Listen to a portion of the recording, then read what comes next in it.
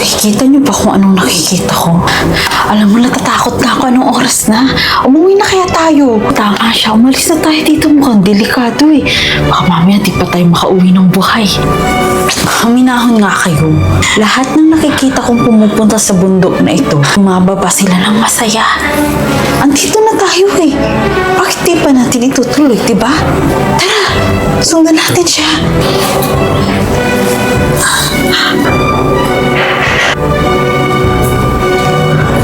Dito na siya. Tumigil siya. May gusto po ba kayong ipagawa sa amin para matupad po namin yung gusto naming magandang buhok? My plus, I'm getting my plus, my plus, my plus, I'm getting my plus, my plus, I'm getting my plus, I'm getting my plus. Keratin plus. Keratin Plus? Tita, nasaan ang anak ko? Tita, maniwala naman po kayo oh. Wala po akong kinalaman sa pagkawala ng anak niyo. Mahal ko po si Uno. Hindi ko po hahayaan, tita, na mawala po siya ng basta-basta. Promise po, tutulong po ako sa paghahanap sa kanya. Hindi ba maniniwala ako sa'yo? Rose, ikaw ang huling kasama niya. Kapag napatunayan ko talaga na may kinalaman ka sa pagkawala ng anak ko, sinisiguraduhin kong mabubulok ka sa kulungan. Basta ako, anak, kumuhuman ang langit at lupa. Hindi ako naniniwalang may ginawa kang masama kay Uno. Hindi yan sapat na dahilan sa korte eh. At panigurado ako ang prime suspect dahil ako yung huling kasama niya. Ano bang nangyari bago mawala si Uno? May pinag-awayan ba kayo? Nakita ko po siya. Mga 5'2" po yung height. Salamat ho Pero 6'footer po si Uno eh. Ay, salamat ho, pero moreno po kasing hinahanap ko, tsaka slim po siya. Salamat ho, pero wala po kasing nunal si Uno sa mukha eh.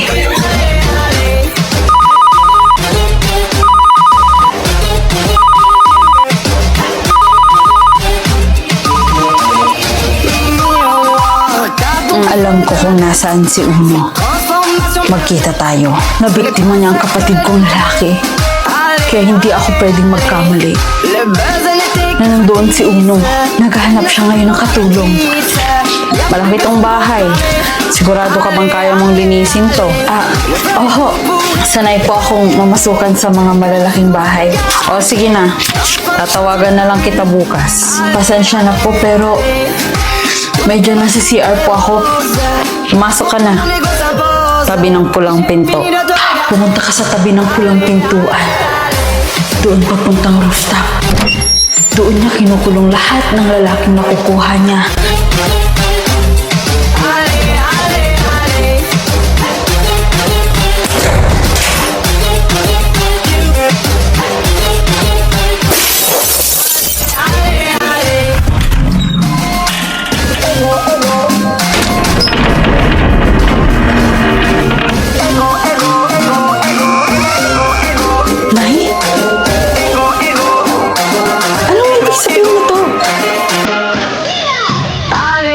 Dok, gusto ko lang po ipa-check up ang nanay namin. Ano na kasi yung mga naiisip niya? Dok, maniwala po kayo sa akin, Dok. Iba makatingin yung mga tao na sa paligid ko. Lalo na yung kapitbahay natin.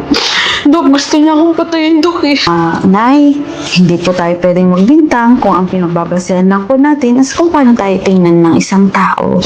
Ano po ba yung mga nakikita niyong sinyales na gusto niyo kayong patayin? Yun lang, Dok. May re-reseta na lang muna akong gamot, ha? Maniwala kayo sa akin, Dok. O, Nay, ano yun? May umahabol sa akin sa labas na gusto niya akong patayin dito.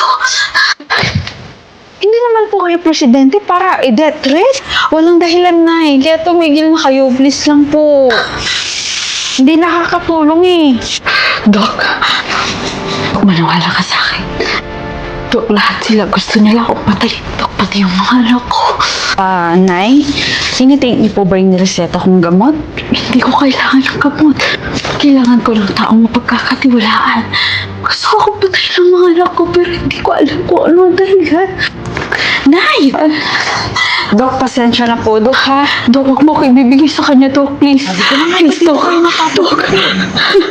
Ayun na kayo, Nay. Hindi pa araw. Check up mo na yun. Ayun na kayo. Please, Dok. Dok. Nay, itong test na ito ang unang step na ginagawa namin para ma-assess namin kung okay pa ba yung estado ng pag-iisip ng isang tao. Tapos nito, Dok, maniniwala ka sa akin. Tapos na, Dok. Natapos ko po siya sa tamang oras. Ipapacheck ko na lang po sa assistant ko para malaman po yung result. Dok, ikaw na lang yung tanging maniniwala sa akin. Nagsasabi ako ng totoo, Dok. Okay na? Patingin.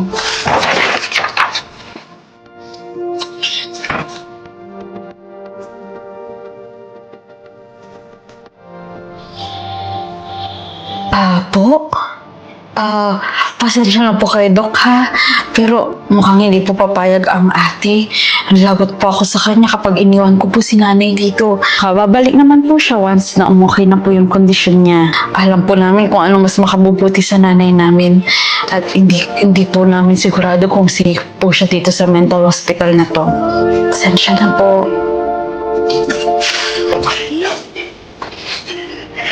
Hello? Ano na kung gustong ipa-investigate? Hello?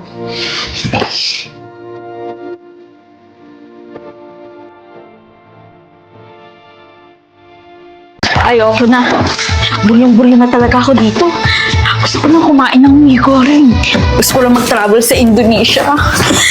At hindi ko pwedeng ipagwalang bahala to. Ay, abay, ano yung naririnig ko na magta-travel sa Indonesia? Ang lakas ng loob mo mag-travel sa ibang bansa. Bakit? May passport ka ba? May pera ka ba? Marunong ka bang mag-English? Tsaka may kasama ka ba? Mama, I want mie goreng. Eh, bakit kasi laylay ng food na yun eh? Ikaw, as Gen Z, dapat alam mo to eh. Mas alam ko pa ate yung mga trending kaysa sa'yo. Ano ba yun? Chaber, para matapos na yung cravings mo. Mayroon ng mie goreng sa Pilipinas. Mayroon na tayong Happy Mie Goreng by Gardenia. Naman pinahiya ng ganun si Agosto. Megan, kung hindi mo type ang isang lalaki, huwag tanggapin kung anong binibigay niya. Pero kung tinanggap ko yung flower na binibigay niya, di isipin niya, type ko siya. Ew, never. Alam mo, bahala ka dyan. Sa bagay, yung mga type mo, yung mga poging hindi marunong magseryoso. Eh, kaysa naman yung Agosto na yun, mukha kaya siyang ulik ba? Sorry.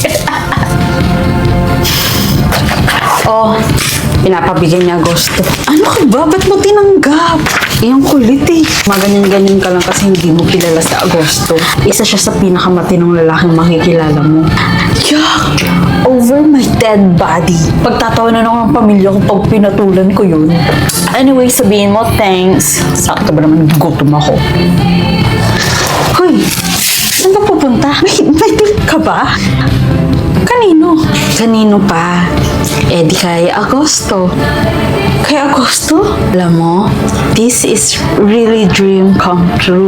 Finally, makakadate ko yung taong gustong-gusto ko. Teka, di ba ayaw mo sa kanya? Sige na, alis na ako ha. Baka kasi naantay niya na ako eh.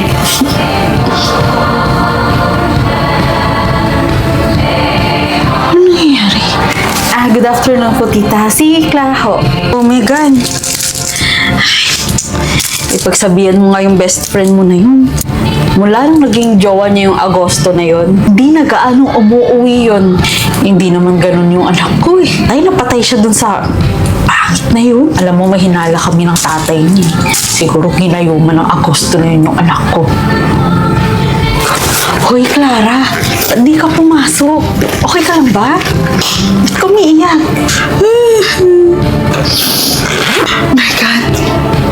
My God, sabihin mo kay Agosto, pagkita siya sa akin. Mahal na mahal ko siya. Hindi ko kaya nung wala siya, Megan. Ayoko siyang mawala. Ikakamatay ko pag nawala siya, Megan. Kausapin mo si Agosto, Megan. Kakawala ng buhay ko kapag tuluyan niya na akong iniwan. Hoy, Clara, gumising ka nga. Ikaw ba yan? Nakausap mo na pa siya? Masyado ka na raw kasing possessive. May makausap lang daw siyang babae, sinasabunutan mo na yung babae. Tsaka ayaw mong mawali sa kanya. Eh sabi niya may sarili din naman siyang mundo, hindi lang ikaw. And in short, ayaw ka na niya. Hindi pwede. Hindi pwede, Megan. Hindi pwede. Tita, si Clara ho. 4 na araw na po siyang hindi nagre-reply sa akin. Tapos hindi rin po siya nagpapakita. May bibigay po sana ako sa kanya. Hindi mo ba nabalitaan yung nangyari sa anak ko?